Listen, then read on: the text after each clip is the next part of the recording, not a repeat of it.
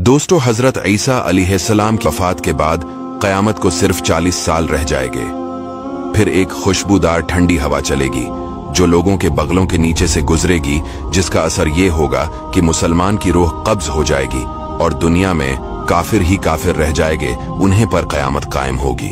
जब खुशबूदार हवा गुजरने की वजह से तमाम मुसलमानों की वफात हो जाएगी, इसके बाद फिर 40 बरस का जमाना ऐसा गुजरेगा कि इसमें किसी की औलाद ना होगी, यानी 40 बरस से कम उम्र का कोई ना रहेगा और दुनिया में काफिर ही काफिर होंगे।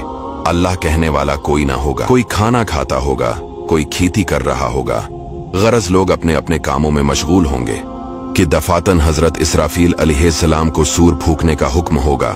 शरू इसकी आवाज बहुत बारीक होगी और रफ्ता रफ्ता बहुत तेज हो जाएगी। लोग कान लगाकर इसकी आवाज सुनेंगे और बेहोश होकर गिर पड़ेंगे और मर जाएंगे। आसमान, जमीन, पहाड़, यहाँ तक कि सूर और हजरत इसराफील और तमाम मलाइका फना हो जाएंगे। इस वक्त उस अल्लाह के सिवा कोई ना होगा। वो फरमाएगा, आज किसकी बादशाहत है? कहाँ है जब्बारीन, कहाँ है मुतकब्बरीन? मगर है कौन जो जवाब दे? फिर खुद ही फरमाएगा, सिर्फ अल्लाह वाहिद की सल्तनत है। फिर जब अल्लाह ताला चाहेगा, हजरत इसराफील को दोबारा जिंदा फरमाएगा और सूर को पैदा करके दोबारा फूकने का हुक्म देगा। सूर फूकते ही तमाम अवलीन और आखिरीन मलाइका, इंसान, हैवानात और जिन मौजूद हो जाएंगे। सबसे पहले हुजूर सल्लल्लाहु अलैहि वसल्लम अपने कब्र मुबारक से यूं बरामद होंगे कि दाहिने हाथ में सिद्दीक़ अकबर का हाथ, बाएं हाथ में फारूक आज़म। फिर मक्का और मदीना के मकाबिर में जितने मुसलमान दफन है, सबको अपने हमराह लेकर मैदान हशर में तशरीफ ले जाएंगे। ये मैदान हशर मुल्क शाम की जमीन पर कायम होगा।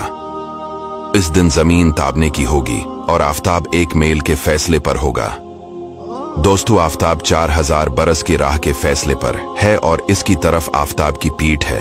फिर भी जब सर के मुकाबिल आ जाता है, घर से बाहर निकलना दुश्वार हो जाता है। इस वक्त की एक मील के फैसले पर होगा। तेज और गर्मी का क्या पूछना, और अब मिट्टी की जमीन है, मगर गर्मियों की धूप में जमीन पर पांव नहीं रखा जाता। इस वक्त जब ताबने की होगी और इस कदर से पसीना निकलेगा, 70 गुज जमीन में जज्ब हो जाएगा। फिर जो पसीना जमीन ना पी सकेगी, वो ऊपर चढ़ेगा।